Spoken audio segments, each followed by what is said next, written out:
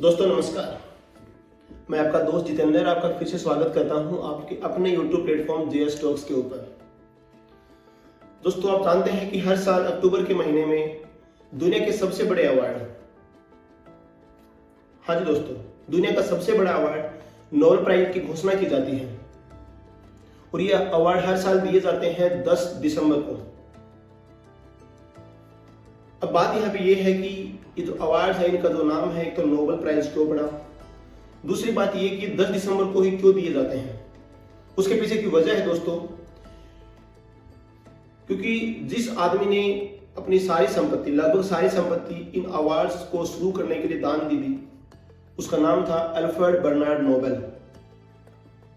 वो 10 दिसंबर को इसलिए दिए जाते हैं क्योंकि अल्फ्रेड बर्नार्ड नोबेल है, उनकी डेथ एनिवर्सरी है वो 10 दिसंबर को आती है, इसलिए इनका नाम नोबेल प्राइज पड़ा और इनको दिया जाता है 10 दिसंबर को।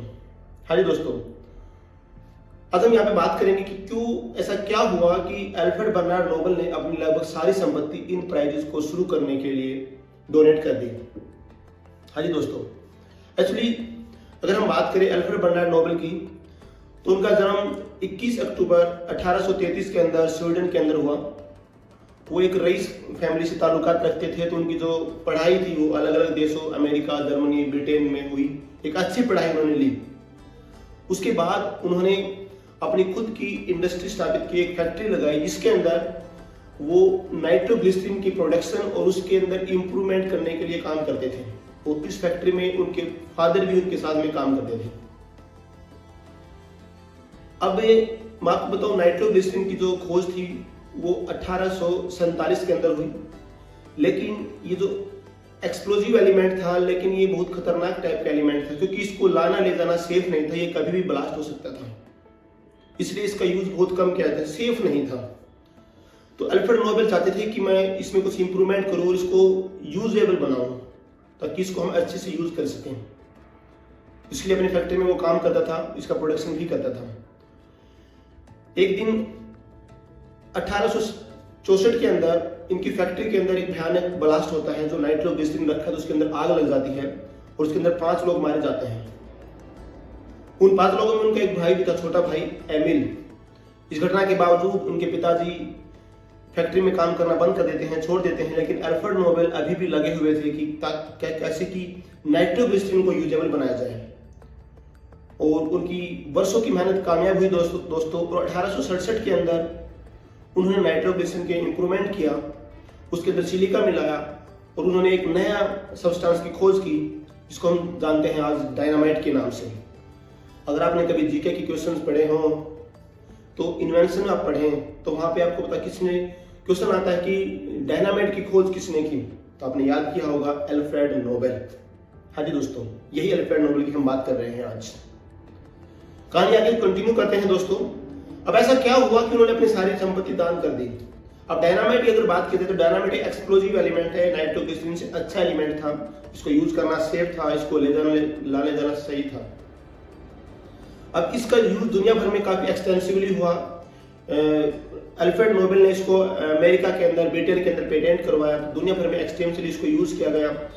कंस्ट्रक्शन साइट के ऊपर यूज किया गया, किसी माइनिंग के अंदर यूज किया गया, किसी पहाड़ को तोड़ना है तो उसको यूज किया गया। जगह जगह इसकी काफी वाइड एप्लीकेशन थी, बट कई जगह इसको यूज किया गया वार के अंदर लोगों को मारने के लिए भी। बात 1888 की है दोस्तों। अल्फ्रेड नोबेल एक बार पढ़ रहे थे एक फ्रेंच न्यूज़पेपर में एक खबर आई जिसने उनकी जिंदगी को पूरी तरह से बदल के रख दिया। खबर लिखी थी, the merchant of death is dead. आगे लिखा, Alfred Nobel who became the rich by inventing a substance by which people can kill fasterly than ever। दोस्तों वास्तव में हुआ यह था कि 1888 के अंदर इनके बड़े भाई लुडविग की डेथ हो गई और गलती से पेपर वाले को लगा कि शायद अल्फ्रेड नोबेल की डेथ हो गई है, तो उनके लिए ये खबर लिखी गई थी। इसलिए लिखी गई थी क्योंकि पेपर वालों को लगता था कि जो डायनामाइट की खोज की है उसकी वजह से लोग जल्दी जल्दी से मारे जा सकते हैं, इसलिए उनको अखबार में मर्चेंट ऑफ डेथ की उपाधि दी। इसके बाद जो अल्फ्रेड नोबेल थे वो पूरी तरह से झकझोर दी इस घटना ने उनको, और उनको लगा कि जब मैं दुनिया से चला जाऊंगा तो लोग मुझे किस तरह से याद कर रहे हैं, मेरी लेगेसी क्या है।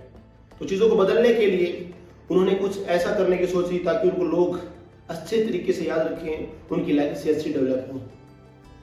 तो 1895 में उन्होंने स्वीडिश और नॉर्वेजियन एकेडमी को अपना एक एग्रीमेंट साइन किया, अपनी फाइनल वसीयत लिखी और उसमें लिखा कि मैं अपनी पूरी संपत्ति, लगभग पूरी संपत्ति 97% मैं डोनेट करता हूं। इनके डोनेशन से मैं चाहता हूं कि ऐसे लोगों को मोटिवेट किया जाए, प्राइज दिया जाए जो ह्यूमैनिटेरियन टास्क करते हैं, जो मानवता के लिए काम कर रहे हैं। उन्होंने सजेस्ट किया कि दुनिया के अंदर 5 फील्ड में प्राइज दिया जाए, चाहे वो किसी भी देश का कोई नागरिक क्यों ना हो। और ये 5 फील्ड थे दोस्तों, physics, chemistry, medical science, peace and literature.